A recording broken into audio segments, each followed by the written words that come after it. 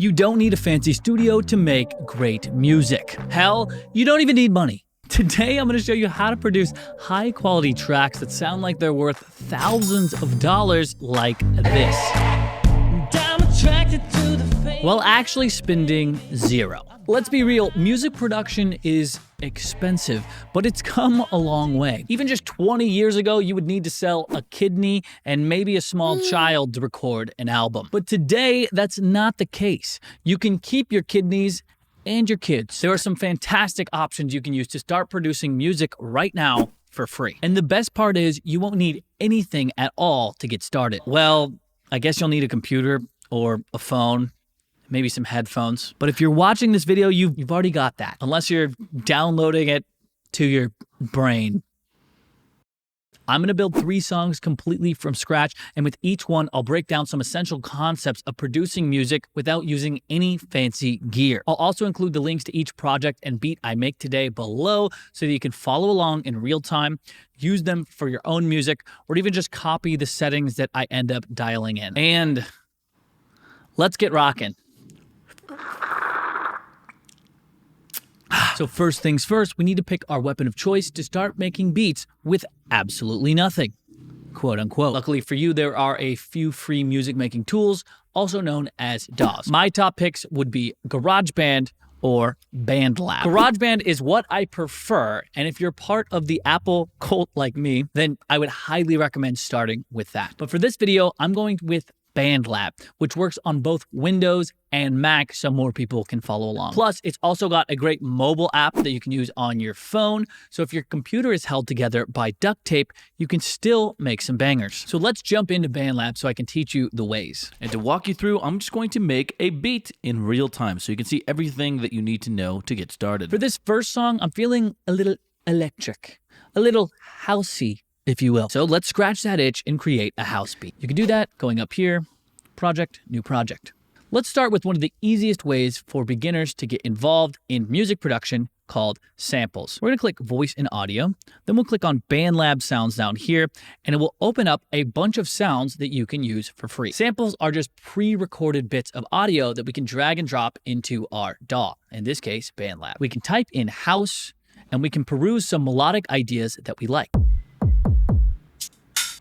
I'm gonna go through and put them into the DAW. Once I like one, I can just double click on it and it will automatically get added to our DAW. Notice here, because we had nothing else, it automatically changed our BPM, or in other words, our tempo, to match the sample. This makes things really easy. If I were to add something with a key like G sharp minor, if I double click on this, it will ask me if I want to set it to G sharp minor. This is great if you're just starting out. We can click yes, and then every other sample that we import after this will automatically be transposed or changed so that it works together with this sample. I'm gonna go through, find some samples I like, and then we'll skip ahead. A few moments later. All right, perfect. So I've got 3 samples that kind of work well together. But if you look up at the top here, you'll see our volume is clipping into the red. This means the sounds are too loud and it's going to affect the final result. We just don't want this to be red at all. So what we can do is we can take our samples here and just drag the tracks down until they're not clipping at all.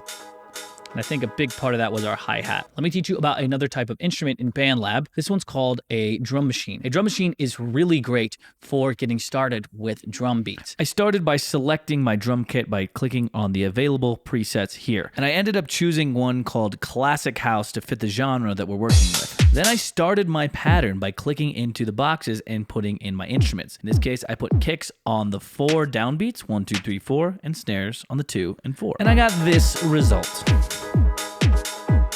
Let's add a moving bass line to this now. I'm going to go in here, and I'm going to go into virtual instruments. This time I want to play a bass line that goes along with the rest of this. I'm also going to loop this section here so that it's easier to play. We can change our instrument by clicking right here. I'm gonna go into synth basses, and I'm going to find something that sounds kind of like it would fit in our world. Let's try deep house and just mess around and see if it works. To get started, you can click into the piano itself, and then it will allow your keyboard to play any of the keys as you wish. Now it's time to experiment and try to come up with some lines for this bass, so I'm just gonna mess around and see what happens.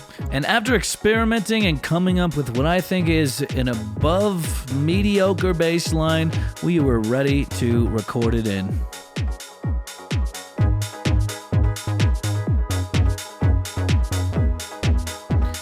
Okay, now we got to do something about that timing. Luckily for us, we recorded all of this into MIDI data, which we can now edit later. To do that, I'll select everything with Command A. I'll click Quantize, which will put everything directly on the grid, and voila, my music is magically played perfectly in tempo.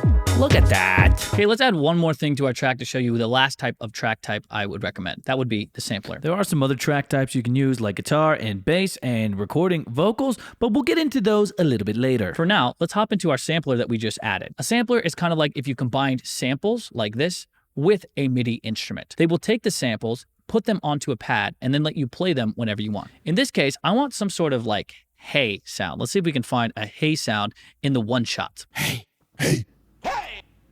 Sure, I like this one. We're gonna go here. We're gonna drag it right onto our pad here. Now, anytime I click V on my keyboard, just like before, I can play that sound. So what I can do is I can add it in to the rest of my beat. Here we go.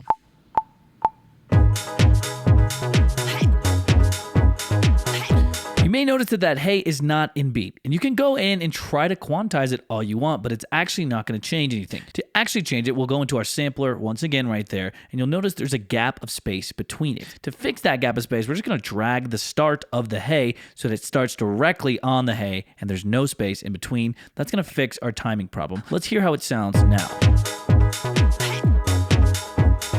Very nice, we fixed the problem. But there is one more thing I want to mention before moving on. Make sure you have magnetic snapping turned on. I know because I spent about 30 minutes trying to line up tracks that just didn't line up, and all I needed to do was click on magnetic snapping. It lets you loop things way easier. My beat was ready to share it with the world, but first I needed to name it something unforgettable. Something that was so crazy that you just had to click on it.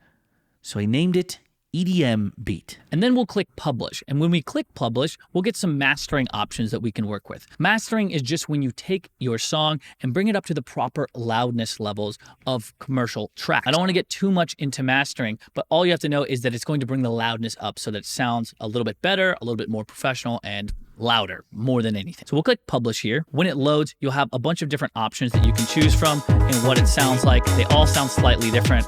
Just choose one that you think sounds good. And yes, we've got the bones of this track done, and we didn't use any fancy gear, gizmos, or doodads to do this. And you can do this all on your phone, like I mentioned before. But I know what you're thinking across the interwebs. You're thinking, Maddie, this is just a beat. What about the other half of the song, the vocals? Well, my friends, we're gonna have to get creative to get some decent sounding vocals with no gear. But if you stick around for this next part, I'll show you why it's easier than you might think. So you still got as much music production gear as your grandma, but you wanna take your sound to the next level. Well, that's gonna involve maximizing the little that you do have and getting creative with your recording techniques. To demonstrate some of these techniques, I'm gonna switch up the genre and make a whole brand new beat. I'll go through pretty much the same exact process as before to get the outline of the beat done. But this time, I'm gonna make something a little bit more hip hop, a little bit more feel good as well. Let's get rocking. Now, to start off this beat, I'm going to use a different technique that's really helpful when working like this. I'm going to use a reference track. A reference track is finding a song in a similar genre and then using it as a jumping off point for your sound selections. I'll listen to the type of bass it has, the kick, the snare, and I'll try to pick sounds that sound similar. It is extremely helpful to use these, especially for beginners. It can give you a guide to what actually sounds good. And after searching for a song, I finally found one that was conveying the feelings I also wanted to convey. Unfortunately for us, this song was going to be challenging. I won't play too much of this song because I am always scared of the copyright overlords of YouTube coming to my house, swatting down my door, and then throwing me over my balcony. And that would be bad. Let's take a look at the beat that I made and what I was thinking when I used this reference track. I started off with the drum kit, and I used 3 different tracks so I could use 3 different samples to better match the reference track itself. Then I added a bass line that I thought worked well with the rest of the song. But the bass line wasn't quite thick enough for me, so I actually used the same MIDI data, duplicated that track, put it up a full octave, and used it on a guitar sound to make it thicker. That's called layering, and it is a really good strategy. Then I added in a higher melodic idea to put things all together to finish off this beat and kind of polish things out.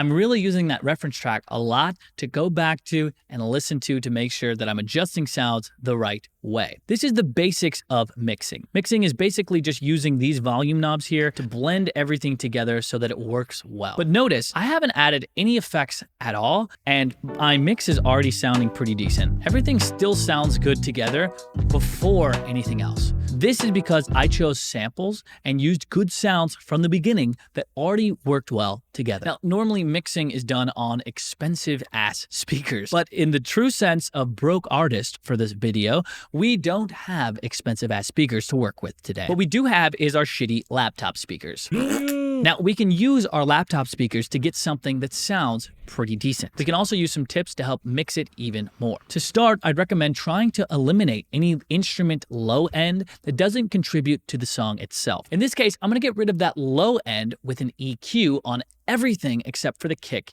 and bass. To do that, we can go into an instrument, let's say, I don't know, this one here. We'll go into effects and we'll add what's called an easy EQ. The one we're worried about is called a high pass filter. As we bring this up, we're going to be cutting into that low end sound. You can hear that only the highs are available now. So I'm gonna go here till it's just cutting into the sound and then take it down. I went ahead and done this on all of the tracks except for the kick and bass. And you can already hear that the kick and bass are working better together. And remember that reference track that we used earlier? I hope you do, because we talked about it like 2 minutes ago. Well, we can use that bad boy once again to help refine our mix even more. We can play it, get our ears accustomed to the professional sound, hear how it sounds on our laptop in our particular room, then we can adjust accordingly. Now, with that tip out of the way, it's time to record some vocals. For recording our vocals on this particular instance, we're going to be using our laptop microphone and laptop speakers. But there's 3 main problems with laptop speakers. 1, they don't often represent the low end, like we were just working on, correctly. 2, they don't offer enough stereo width to get an accurate idea of the left and right speakers. And 3, you won't be able to record your own voice and listen to your beat at the same time. To help fix all of these problems, I regrettably have to introduce one more piece to the nothing setup. Headphones. Headphones will help with the low end dilemma, absolutely take care of our stereo width problem, and it will let us listen to the beat and record ourselves separately. Very nice. Also, a quick note on the low end of headphones. Not every headphone is made equally or goes all that low in the first place. For example, earbuds are more likely to be focused on the audio mid-range, and bigger headphones typically have more low end if you're going to use them for mixing. But you can use whatever you have. They will make your mixing life easier. I'm using these 10-year-old pair of Audio-Technica headphones that you can probably buy nowadays used for less than $40. I'm only going to use them to record vocals though. The rest of these tracks will be all mixed, all recorded on my laptop, just to show that it's possible. But before you do start hitting record on those vocals, there's a couple things you should do to maximize the lack of equipment that you do not have. That you do have, that you do not have. To maximize your audio gear, the first and the biggest difference maker is to record in a dry environment. I'm not talking like the Sahara Desert, I'm talking like it sounds dry. In other words, when you clap in a room, does it have a lot of echoes?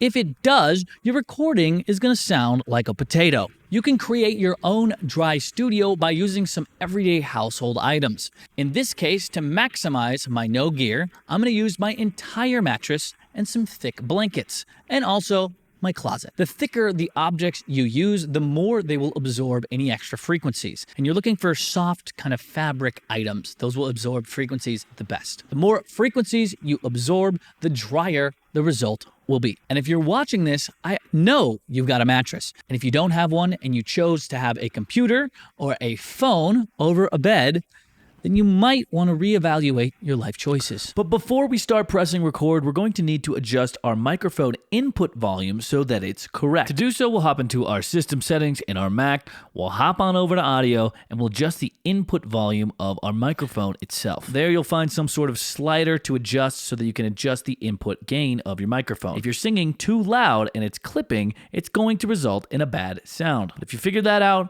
then you're ready to record. I'd also recommend while you're recording to take multiple takes of the same line. In the same way that we layered instruments, we can also layer voices. This will help make up for some of the otherwise low quality recordings we'll have. We can layer these vocals, we can pan one left, one right, and have one down the center and get the best recording that we possibly can. Another thing about recording into Bandlab that you should know is that there's a little bit of delay when you're recording into the online platform. To make up for this delay, you can physically go in and just ever so slightly move your audio backwards in time. This is called latency, and it's totally normal in audio applications. Start with smaller moves, and then you can always make them bigger later. And check out the results we have right now after recording just one voice for this song. Let's hear what it sounds like. My flow's like a brand new pair of shoes that make you wanna move, that make you wanna turn around and sing a I'm gonna say this one as this song in honor of the lyrics. I will publish it.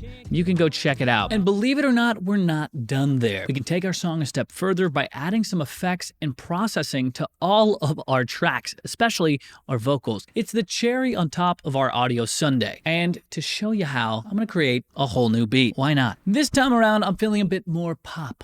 A bit more soul, like a Teddy Swims meets a Bruno Mars meets an Adele. I'm gonna do some searching for another reference track that tickled my pickle, and then I'll start crafting the beat using the same procedures, techniques as before. Once I had a beat I was happy with, I started on recording the layered vocals. In this case, 3 different takes, so I could pan one left, pan one right, and one center. Then it was time to start adding processing to all of my instruments to help them better sit in the mix. To do that, I used things like EQ, compression, delay, reverb, and more. You can see me adding some reverb here to some of the sounds, some delay right here to some of the other sounds, and even some distortion to the bass to make it stick out more. I wanted to keep this video pretty beginner friendly, so I don't go into too much depth on what I'm doing here, but you can check out some more videos on my channel where I cover this in more detail. And after fiddling around with some more knobs, adjusting the final mix, I was ready to hit publish on my beat and get into the Bandlab mastering stage. I picked a preset that sounded good to me, and my song was ready to be released to the world. Here's what the final mix is sounding like. I'm